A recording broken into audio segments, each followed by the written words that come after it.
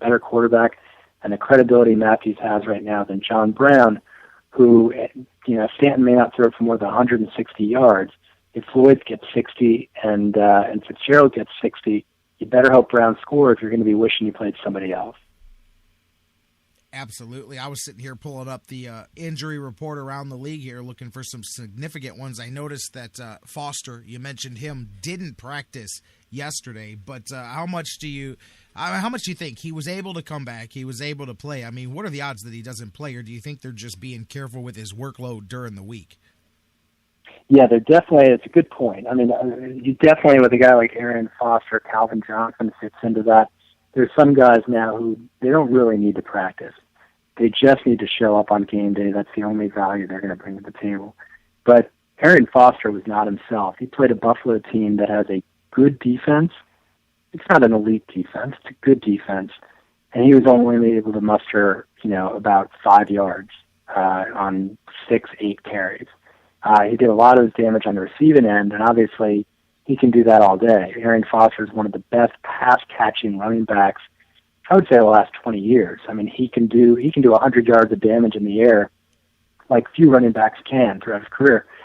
But if he's still going to be stymied at the line of scrimmage, I would not be surprised if Alfred Blue continues to get some play. Does that mean Blue is an automatic starter? No.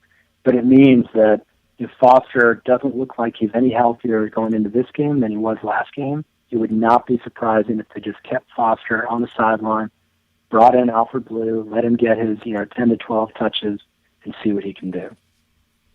You're listening to The Sports Fix. BJ Rudell, author of Fantasy Football for Winners, joining us here, our usual fantasy football segment. All right, now that I'm done talking about my players, now let's look around.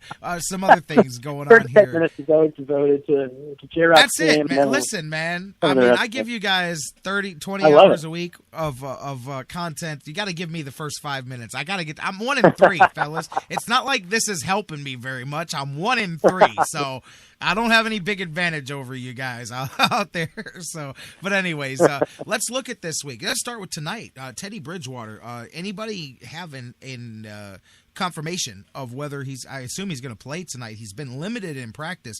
Does he play tonight, or do they hold him out? The latest word, Ian Rappaport on Twitter, NFL guy, he said that it's going to be right up until kickoff. So unless someone says something different, I'm going with that. Bridgewater is a very, very is a good play if there weren't an injury concern. I'm always concerned about a team, rookie quarterback who has an injury, let's say an ankle injury or knee injury or anything like that, where one awkward hit and he's done. I picked up Brian Hoyer. I don't know if you would have remembered this, but it was around week 5 last year, and I mentioned it on your show. Just said, I'm really high on Brian Hoyer, and he gets knocked out on, I think, the 5th play of the game. And I was stuck with a 2-point output for my quarterback, and that did not bode well for the week. So, you never, with quarterbacks especially, because they tend to bring in the most points in most standard scoring leagues, you always want to be careful you've got a quarterback that at least starts the game healthy. And that's why I think Bridgewater, he's a great play if he's not a injury risk. This week, it might be better to find somebody else. And given how deep the quarterback situation is, there's 25 quarterbacks out there who at any given week could be a top 10 quarterback. Anyone from, Mike Lennon to Eli Manning, to even Kirk Cousins if he snaps back. I mean, none of these guys are as bad or as good as they've shown. So I think it's safe to let Bridgewater go and not worrying about him this week and instead focus on some of the other guys. I will say this, there's also a temptation. You mentioned, the emotion of rooting for your team. I think there's also a temptation to start a guy who plays Thursday night. And some of your listeners may know what I'm talking about. You want a reason to sit down for 3 hours and watch a game. Yeah, exactly, yeah. Yeah, and if you don't have a stake in it, then, what are you going to see? There's nothing on Netflix, whatever. So if you can just pick up a guy and say, you know what, I'm picking up Jarius Wright, Minnesota. I'm going to pick him up. I'm going to start him. I'm pumped. Three receptions for 32 yards, and man, why did I force my hand on that? So I encourage people not to focus too much on the schedule, and as tempting as it is to start Bridgewater, let it go for Thursday night and see about someone who plays on Sunday. Sounds good. So who do you got? Let's start looking. Who do you got circled here? Let's start with the quarterbacks, man. You got a couple must plays this week. You think you're going to have big weeks? Yeah, I keep hoping and expecting that Drew Brees goes back to being the Drew Brees that we know and love. He's got an amazing matchup right now against the Bucs. Everyone looks good against the Bucs, and the Saints are at home.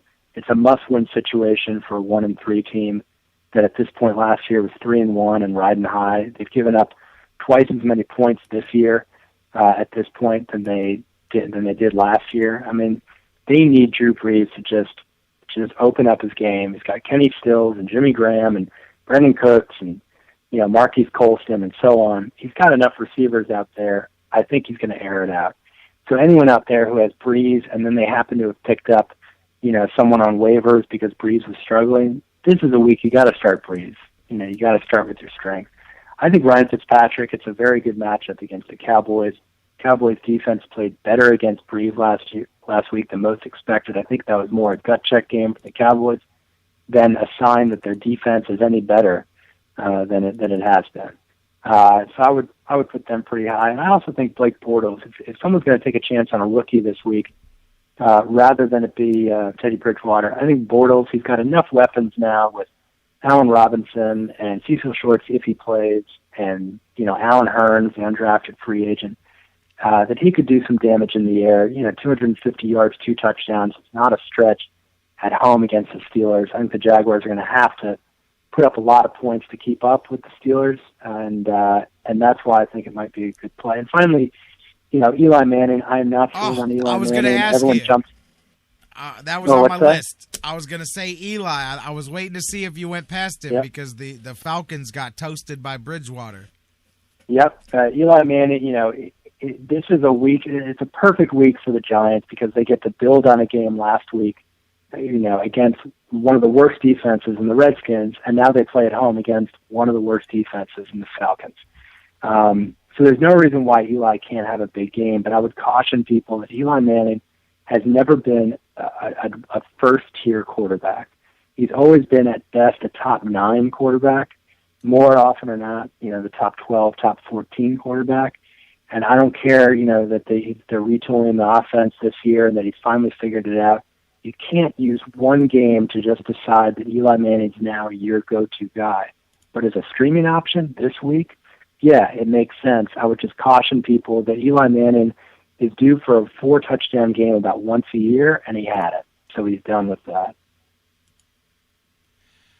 Let's keep moving here. Let's look some of the other positions. I had a couple of guys circled that I wanted Not to. what you wanted to hear, maybe.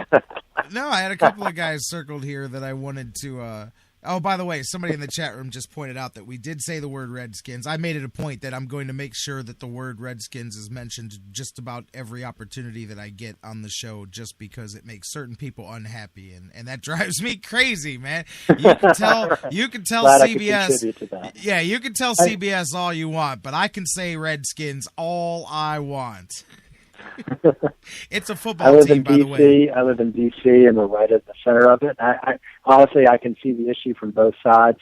I think that, not to go off on a tangent, but since you brought it up, I think that if all professional sports teams, if it changes for every single sport and if the push is going to be made, but I feel like if it's an arbitrary one team versus another team, there has to be the same kind of pressure put on every team. And either we decide as a country that there's going to be a shift in a new direction, or we have to decide that, this is the way it is. And I'm not taking sides on it, but what I know some DC fans are sensitive of is, and I'm not a Redskins fan or a Washington fan, but it should be consistent throughout all teams and all professional and amateur sports.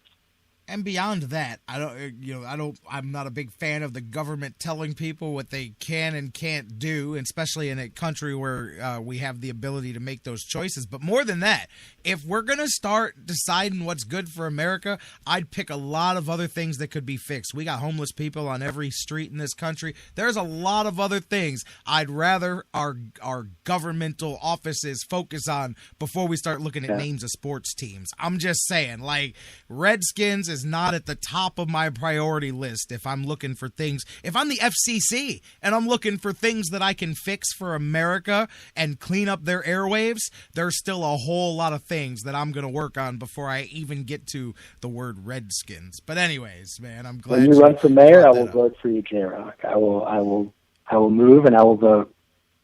I'm just saying, man. I'm just saying, man. That drives me crazy. You're going to sit here and say, well, you're not allowed to say it. Well, I don't know about you, but I'll put it on a T-shirt and wear it all over the place, man. I mean, I grew up, I will stick to my guns. This is the last thing I'll say about that. I said it yesterday, and I still haven't gotten an email. I dare the first person in this world to tell me a time since the day that they were born that the word Redskins meant anything other than a potato or a football team, because I guarantee you there's nobody out there that can say otherwise, because it's just not reality, but it is for somebody that needs a political pulpit to stand on, I guess. But I know some people are yelling at me right now. I got all kinds of heat for yesterday going off about Chief Wahoo because, well, you're insensitive to other people. I guess it's okay to offend people to make you happy. No.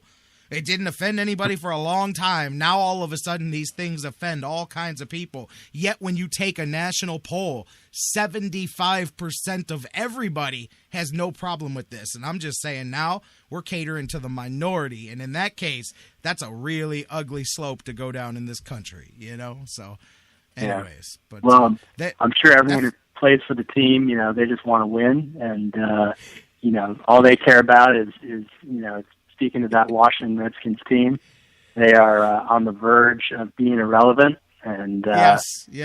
Al Morris, most of their guys. Go ahead. Yeah. Go ahead. No, I was just going to say, you brought up Washington. Al Morris is one a lot of people banked on this week. He's one I would not play when we start talking about guys I wouldn't play, man. I mean, I know he's going to get his yards, but against Seattle, they've given up 70 yards a game rushing so far this season. I mean, that's a tough matchup there. But how many people took Al Morris way up top of their draft? So they'll be like, well, I have to play him, and they'll force him in there anyway. You're right. There's pressure to, that these guys, especially Morris, I mean, he's got 3 touchdowns in 4 games, and people are going to look at it and say, well, he's on pace for 13 touchdowns this season. Of course, he's rocking and rolling. The same way DeMarco Murray's on pace for 20 touchdowns and 2,200 yards. The idea is that eventually these things start to even out. Morris is playing a little bit above, I think, what he's capable of, given the fact that he's not a goal line ball carrier on that team. And so, Roy Halou, Darryl Young are going to be, involved. I think you and I talked about Darryl Young or Halou a couple weeks ago. Yeah. And Morris, hey, I give him credit. He's done a lot. But yeah, against the Seattle team, it's 2 things going against you. Morris doesn't get goal line carries, and Seattle won't let you get to the goal line. So I think it's going to be a very tough haul for Cousins and that whole team. All right, here's a question for you, because it's somebody that you and I love the guy as a player. Some people even wrote him off at that respect, but definitely a lot of people didn't expect big fantasy stuff out of Steve Smith, and Steve Smith so far has gone to work. Do you put him in your buy low, sell high category, or do you think that this is going to – I think it's going to continue. I mean, Flacco and him definitely have a connection, and we saw him in the Cleveland game here, last game the Browns played, but they've got a connection, and that seems to be a good safe – I don't even want to call him a safety valve because they're going deep, but he's obviously a favored target of Joe Flacco. Yeah, I read an analysis this morning about how, Torrey Smith has drawn something like the most defensive pass interferences so far in the league, which is to say that if he hadn't been so tightly covered or brutally covered, then maybe Torrey Smith would have gotten a lot more yards.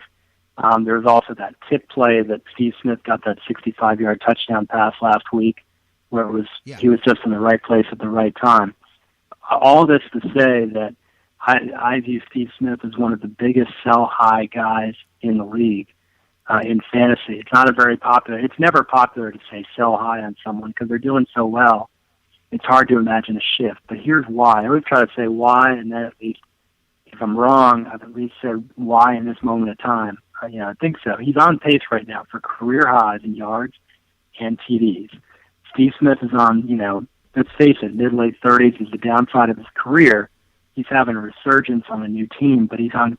No one at that age has a career, a Hall of Fame career. Suddenly has career highs in yards and TDs. Peyton Manning, I guess, did it last year, so I take that back.